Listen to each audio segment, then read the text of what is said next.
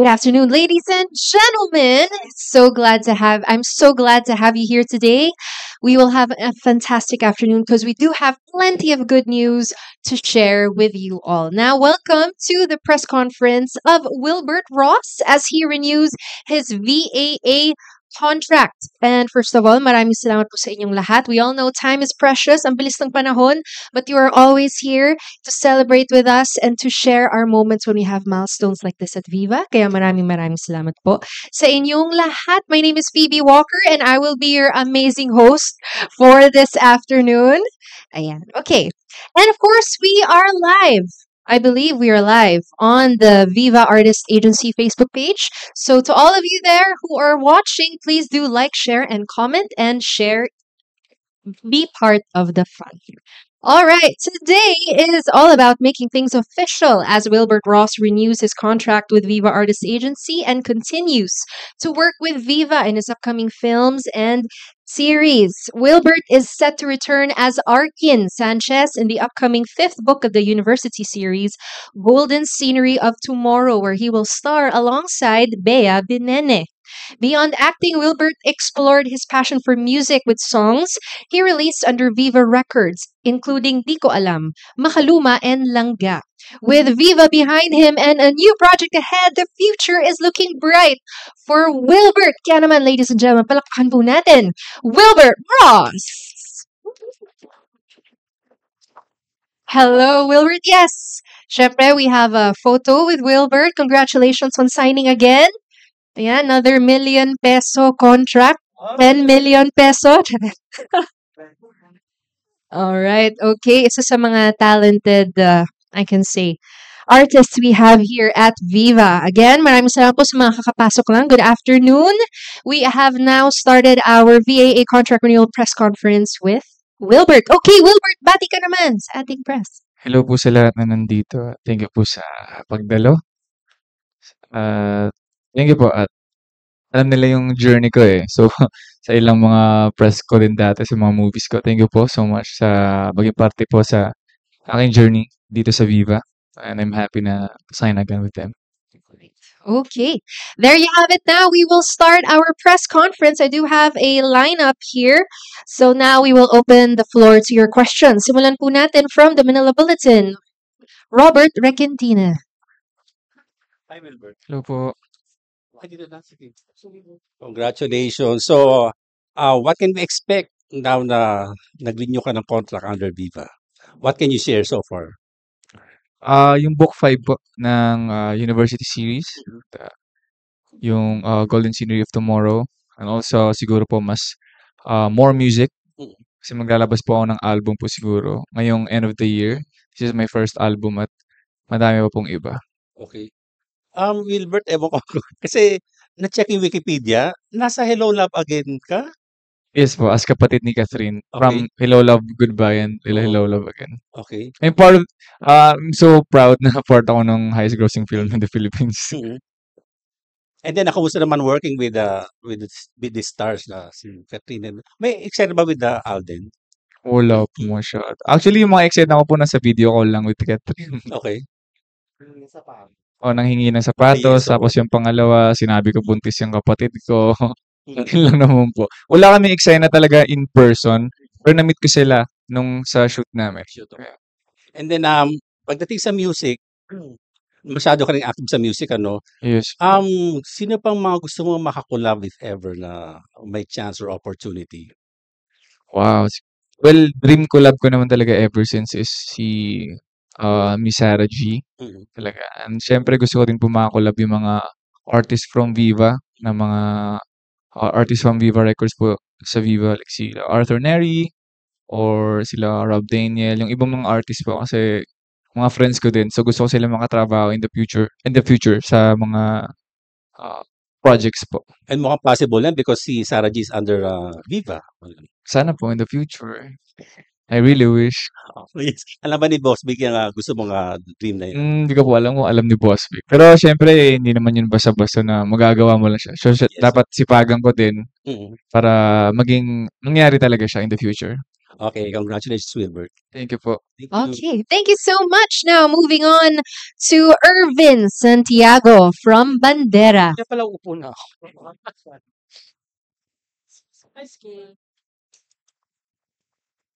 Ayan. Hello po. Tita. Ayan. Hindi, Will, nag-iisip ka, no? Hindi, Wilbert, kasi di ba, singer ka na, nag-dancer ka pa rin, rin, di ba, dahil naging member ka ng Hashtag. hashtag. Yes. Tapos, uma-acting ka. Parang lahat nagagawa mo. Paano mo nababalance yung talents lahat na nagagawa mo talaga? Ano po siya kasi parang nasa isang ano lang naman po siya, 'di ba? More on entertainment, art, so multimedia art. So parang sanga-sanga lang po siya from a creative mind na makapagsulat ng kanta, and then yung pagiging pagsayaw ko naman po is really matagal ko na siyang ginagawa ever since bata pa lang ako. And it's acting, parang feel ko parang ano lang po siya, parang every year may nadi-discover na ako with myself, gano'n. So happy naman po ako kasi hindi ako nabo-bored sa ano, sa mga ginagawa ko 'pag na medyo na-burnt out ako dito. So, do'n naman sa kabila, gano'n. So, ayun po. Kasi parang nako-consider na rin multimedia artist ka, eh, 'di ba? Happy po ako do'n actually po, I will share ko na din. I'm releasing a novel next month po with ano, 8 Letters Studio, 8 Letters sa books. So, yes po, ayun po. So, isa siya sa mga ginagawa ko din po ngayon sa buhay ko. Anong inspiration nun? Ah, Anong hugot mo doon sa novel? ano siya, thriller. Hmm. So, nagawa ko siya way back nung pandemic kasi nga yung uso yung lock-in. Oo. So, wala akong time. So, na-discover ko din siya na kasi galing na lang naman, kumbaga nanggagaling lang naman lahat ng mga, kunwari yung pagiging songwriter, director, and all from a creative mind ng isang tao. Depende na lang sa'yo kung aaralin mo paano mo siya i-express in different ways. Ayun po. Galing naman. O sige, sunod ko na rin dahil may mga nagpapatanong na fans mo. Totally ba kinalimutan mo na yung pagpapasexy sa Viva Max? Ay, Tuloy-tuloy na yung pagiging wholesome. yes po. Okay. Masasabi ko po sigurong oo. Na parang yun na po yun talaga. Kumbaga phase siya sa life ko. And ngayon, kumbaga mas bagay na yung path na dinadaanan ko ngayon, medyo malayo na po dun sa part na yun. Bakit? Ba't nag-decide ka na tama na, stop? Ano po siya, sa management decision din po siya na pinatigil nila ako kasi nga nakikita nila yung may nakikita silang ibang path para sa akin, which is yun nga, yung ngayon napasukan ko ngayon sa Viva One. And siguro po para makapag-focus din sa music kasi minsan nakakalimutan ng mga tao na singer ako kasi dun sa mga project ko po dati. So, at least man lang, umangat po yung pagka-singer na image ko po. Pero wala namang regrets sa ginawa mo, yung pagpapasexy. Ay ano po, yung mga projects ko dati sa Viva Max, masasabi kong kung hindi ko nagawa lahat yun, hindi ganito yung siguro yung hindi po ako dadating sa ganito. And yung mismong acting ko po ngayon na parang medyo confident po ako kasi bunga po yun lahat ng mga projects na yun. Kasi yung mga projects na yun yung parang baguhan pa lang ako pero bigla akong ginawang lead. So parang kailangan ko magsipag. Okay. So parang naka-adapt na po yung katawan ko ngayon. Ah, yung product niya, nararamdaman ko na siya. Ayun po. Thank you. Thank you po. Thank you. And those films also umikot sa festivals, 'di ba? So, Yeah, yes. nagka-accolades din. Madami po akong trabaho na nanggaling doon. Like isa yung Boy Bastos, madaming work na kinuha ko dito because napanood nila ako sa Boy Bastos. Madami pong ganun po. So, thankful po ako dun sa phase ko na yun. Indeed. Okay, thank you so much. Now moving on to Von Belinario from TV5 Digital.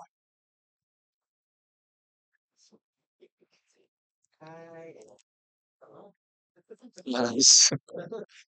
Hello po. Hi Wilbert, congratulations dito sa contract renewal. Since you've been to Viva a few years ago, grabe na yung no, pagratsada ng career mo. Describe Alagang Viva.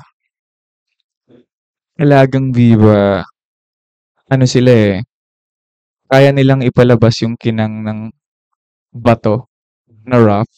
Okay. Kasi madami akong na-discover sa sarili ko because of Viva. Sila yung nagsabi sa akin na pwede kang maging comedian. Kahit na nung time na yun, hindi ko alam, ha? Pwede ba talaga maging comedian? Sila din nagsabi sa akin na, uy, pwede kang maging leading man. Nung time na yun, akala, ha? Pwede ba talaga? Kaya ko ba talaga maging leading man? So, parang nakita nila yung parang potential ko years ahead. So, grabe, yun yung nagawa sa akin ng Viva. Kasi akala ko talaga mawawala na ako ng kasi isa ako sa mga nawalan ng trabaho talaga ng pandemic. So, parang nasa isip ko parang, wait lang, sumasaya ako sa Showtime dati. Tapos wala na kami sa Showtime. So, anong gagawin ko sa buhay ko? What's next? Eh, hindi naman ako kinukuha sa mga projects. And then Viva came. Binigyan nila ako ng opportunity at naniwala sila sa akin sa talent ko. Parang ano 'no, someone believes in you Yes when you po. have doubts, Yes po. 'di ba? Your thoughts lang of redemption sa career. Kasi sabi mo nga akala mo wala na, but Viva came and then nandito ka ngayon namamayagpag. Your thoughts lang of that miracle kumbaga maituturing na umariba talaga yung career mo. Ano po siya, eh, blessing in disguise. Kasi kumbaga kung may nawala, mayroon naman dadating. And much more pa siya. So, nung binigyan ako ng opportunity ng Viva, hindi ko na siya sinayang. Sinipagan ko na lagi sa lahat ng binibigay nila sa akin trabaho. At lagi kong pinapatunayan every project na meron ako. So, yun po yung nangyari. And I'm so thankful dun sa part na yun. And amid the success, how do you stay on ground? How to stay grounded, sorry. Yung mismong pinagdaanan ko po sa showbiz career ko, enough na po talaga siguro para i-appreciate ko po yung blessings na natatanggap ko po ngayon na hindi ko po siya basta-basta i-take for granted. Kasi hindi po lahat ng tao nabibigyan ng chance ulit sa showbiz. That's nice. Congratulations, Thank you Wilbert. po. All right, great answers. Equally great questions. Maraming salamat po. Now, let's hear from the Philippine star. We have Dolly Ann Carvajal. Hi, Hello Wilbert. po. Thank you Congratulations. so much. My question is related sa question niya kanina. So far, what has fame taught you? Fame thought. Kasi hindi ko po siya masyadong iniisip eh. Parang as long Hindi mo as feel na sikat ka. kasi yung parang priority ko po kasi talaga as a performer, as an artist is to entertain people. So as long, parang nafe-feel, ang nararamdaman ko po, more on the fame, siguro mas dumadami yung napapasaya kong tao. Mas dumadami yung taong nakaka-discover ng art ko. Which is yung songwriting ko, yung mismong pagkanta ko po, yung pag-acting ko. So, mas ganun po yung nararamdaman ko. An opportunity to share talent na binigay sa akin ni Lord. Mhm. Than yung parang ma-feel na famous ako, ganun po. Mhm. Ano lang, fun question lang. What is the weirdest or funniest thing you came across yourself online? Yung syempre minsan nagbabasa tayo ng comments or parang, "Ay, parang napaka-ano naman itong sinabi sa akin." Yung parang natawa ka na lang na sobrang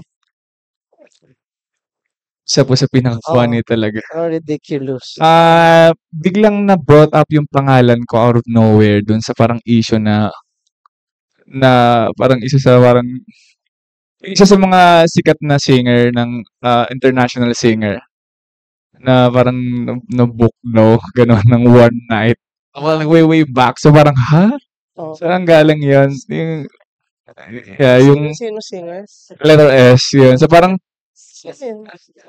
Ah, like, di ko alam parang, ha? Saan ang galing yung reference na yun? Kasi oo. nakita ko sa Reddit, sa Facebook, sa comments, parang, so, You handle that, Deadma, or dead mo lang po. Wala naman ng any connection and all. So parang, dead mo lang. hanggang it died na lang. Na, Yes po. Oo. Pero nakakatawa lang siya kasi so, hindi ka napikon. hindi naman po. Oo. Ano lang siya parang saan nang galing? Parang wala talagang basis. Parang ba't pag natripan lang talaga ng public na pag na-mention yung pangalan mo yun eh. Ibig sabihin you have arrived. O gano'n. Yes. Thank you. Thank Good you luck. po. Oh, hindi naman ikaw talaga yun, 'di ba? Yung si ano yun eh. Taga ano, 'di ba? Okay, maraming salamat po. Thank you po. Miss Dolly. Okay, next up from Lionheart TV, we have Richard Paglikawan. Hello. Bigla nawala sa akin yung tatanong ko. Iba yung naalala ko, sorry. Ito na lang, Wilbert, kasi syempre, una ka namin nakilala sa hashtags and super solid yung group nyo until now.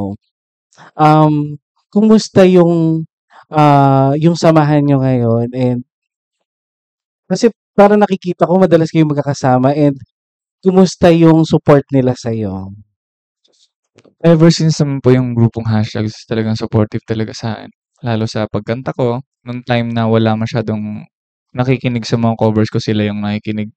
Yun talaga. And ngayon, kahit papaano po nagkikita-kita, paminsan-minsan, and syempre, respetan lang namin yung fact na iba-iba na talaga yung ginagawa namin sa buhay. May nag-aaral, may nagbe-business, may nag-showbiz, at hindi na din po kami bumabata. So, may mga priorities na din po talaga. Kanya-kanya.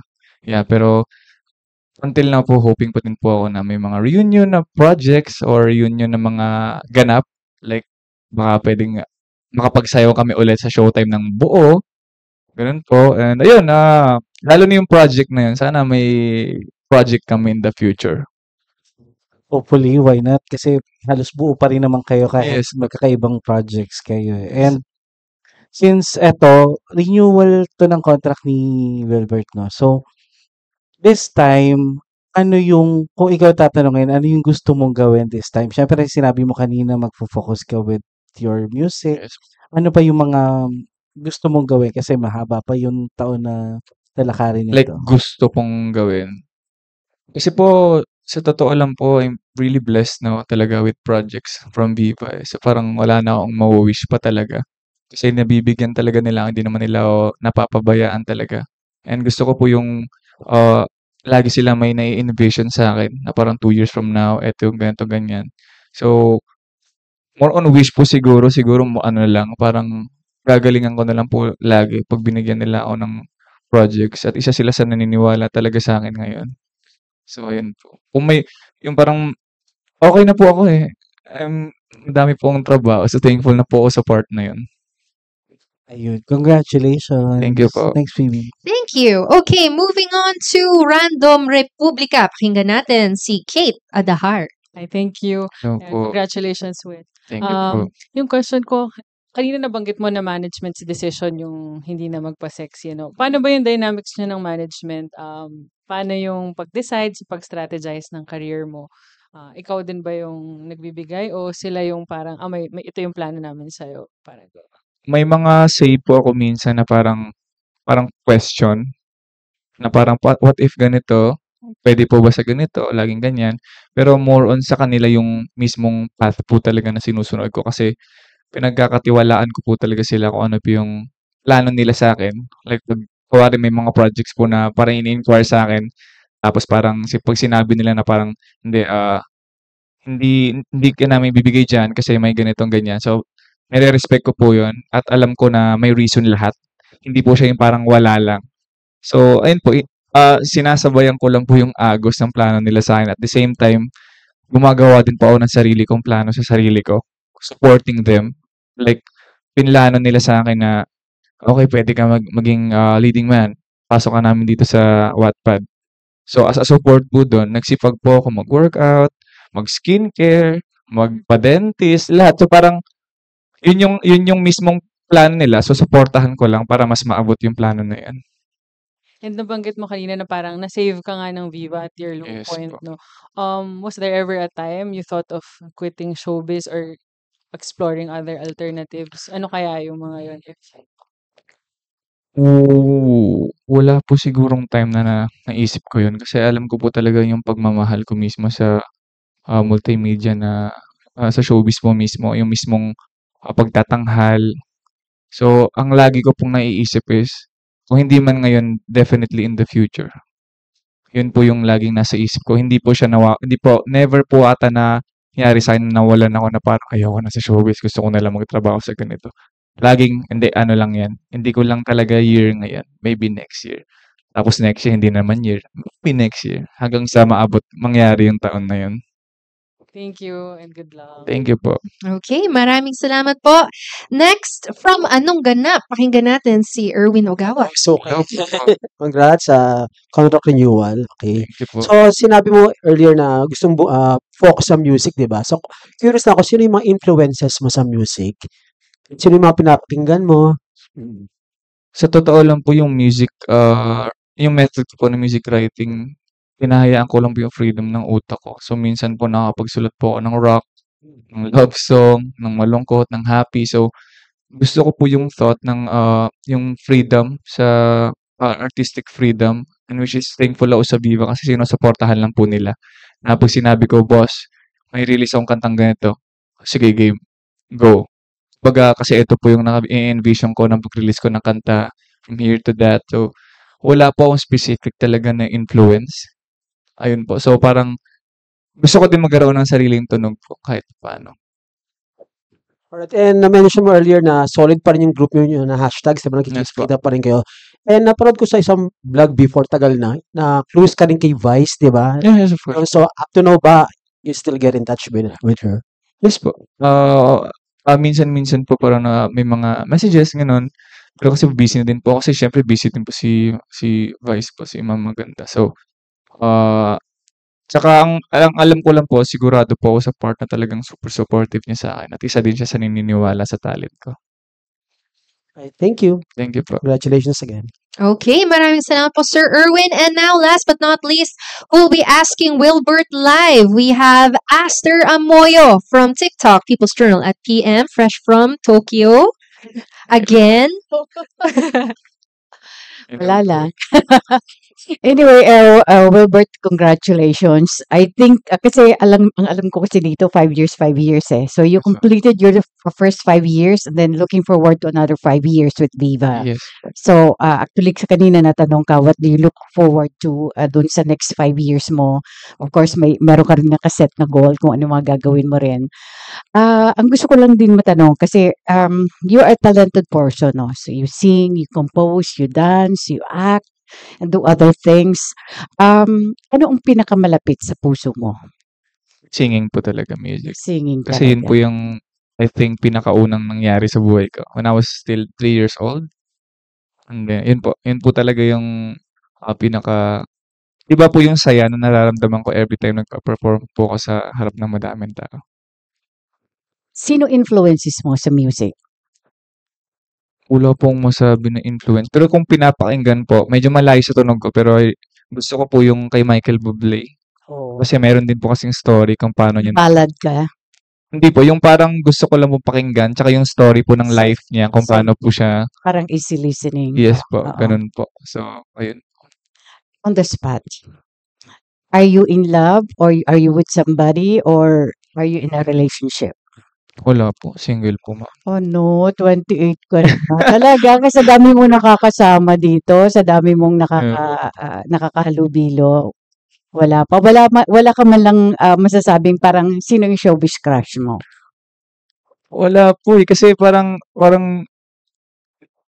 I just can't imagine myself na magkaroon ng relationship ngayon kasi po sa sobrang pagka-busy, ang dami kong ginagawa and I'm still exploring myself. Hindi ko po nililimatahan yung sarili ko na kung anong meron sa akin. Parang lagi po ako nag-explore, nag-i-improve, nagpapa-improve ng sarili sa craft ko po na to. So wala po siya sa isip ko talaga. Parang wala po talaga eh. Akala ko inspired ka eh. Kaya ka ganyan eh. Well, inspired po ako sa sarili ko. Yung parang hindi ko kailangan ng inspiration from other people. Siguro yung family ko, gusto kong as much as possible, siyempre, mas umangat po sa buhay para mas mabigay ko po sa kanila yung gusto nila. Actually, you're on the right track. Bigyan mo muna ng prioridad yung career mo. Kasi madali yan eh. Yes po. Anyway, my congratulations to you and good luck. Thank you so much po. Okay, maraming salamat po. And finally, may padala lang na 3 tanong si Yep. Ana Pingol from Abante and Pika Pika. First question, pwede malaman saan yung nabili mong lote na may falls? May balak ka bang gawing resort yun? Ano lang po, investment lang po yan. So, sa Davao po siya. So, ganun po yung, yes po, from Davao po. Bisaya po. So, yun po yung ginagawa ko right now kaysa bumili ng mga kung ano-anong bagay. So, more on investment po muna talaga. So, nakabili na po ata ako ng mga 4 po na lote ng land. So, para din po sa parents ko din po kasi yun. Kasi retired na sila.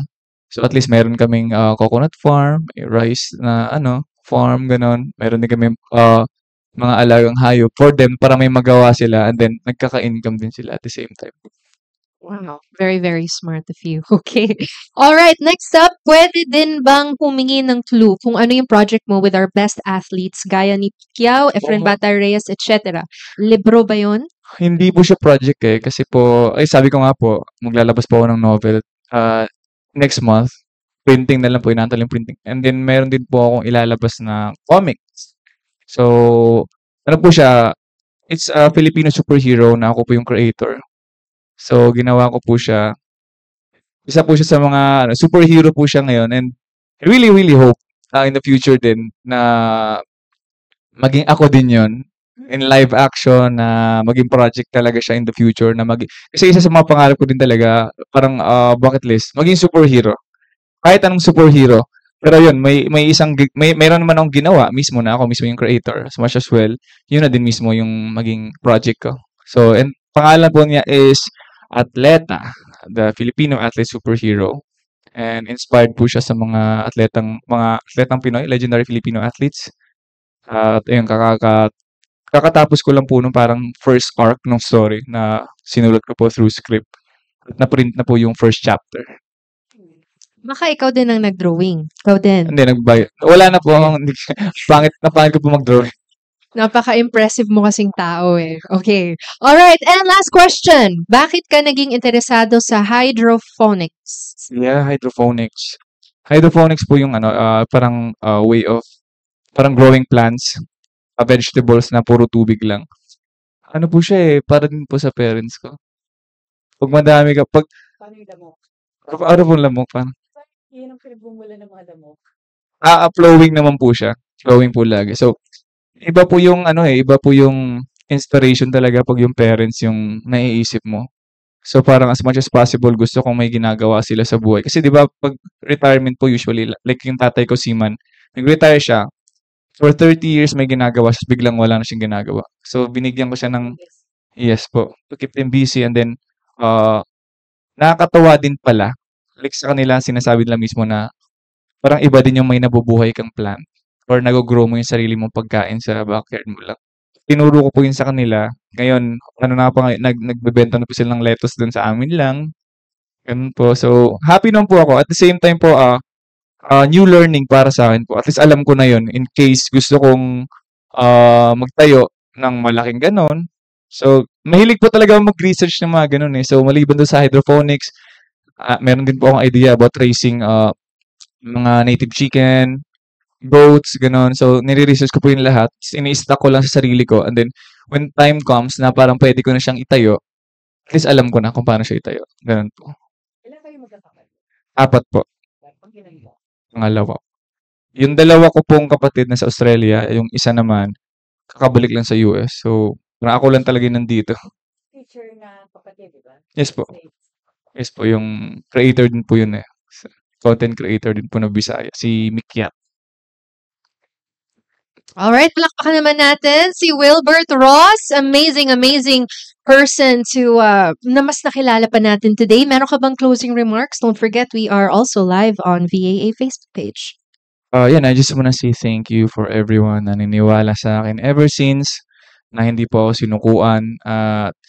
Ayun, thank you din so much for Viva, sa opportunity na binigay niyo po sa akin, sa chance na binigay niyo po sa akin. Mapapangako ko po na hindi ko po ito sasayangin. At yung mga simpleng buto-buto na binibigay niyo po sa akin, aalagaan ko po yun para maging full tree in the future. And yun, pati yung mga fans ko po na mga fans club na naniniwala din sa akin, thank you. Will Bea, Will Best, Will Lovers, at yung madami pang iba. So ayun, maraming salamat po for believing in me. Alright, well-deserved faith. Okay, maraming salamat po. Can I just say thank you pa for another person? Yes. Gusto ko lang pasalamatan si Kuya Yael. Siya yung nagtala sa akin sa Viva actually. Siya yung dahilan. Siya yung dahilan kung ba't ako nandito ngayon sa Viva. And also, gusto ko lang mag-thank you din kay Sir Philip Rojas. Siya yung dahilan ba't ako nasa showbiz talaga ngayon. Siya yung nagtumulong sa akin dito sa Manila. And also, sa parents ko and kay Sir George Dimapelis, ang isa din sa mga tumulong sa akin nung college ako na ma-improve yung talents ko. And ayun, shout out sa family ko kung nasan man kayo ngayon. So, ayun. Great stuff. Oh, kilig na kilig tuloy si Yael. Haba ng hair. Okay, maraming salamat. Let's have a final photo with Wilbert, of course, against our Viva logo. Congratulations once again. And that wraps up our press conference for Wilbert Ross. In just a short while, we'll be back for another exciting press conference as we welcome somebody new to the Viva family.